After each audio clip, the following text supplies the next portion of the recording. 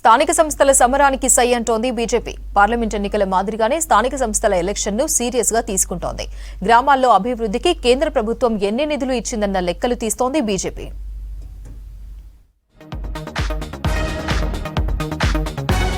Local body elections ఎప్పుడు వచ్చినా ready అంటోంది బీజేపీ.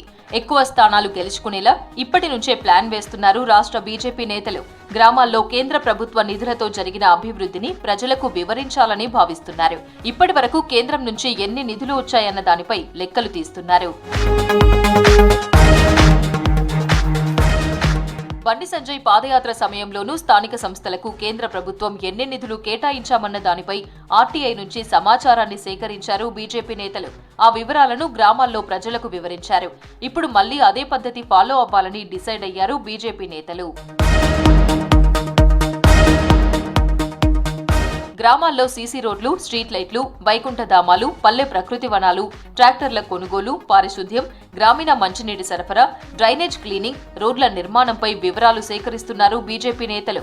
వీటికి కేంద్రం నుంచి వచ్చిన నిధులు లెక్కలు తీస్తున్నారు.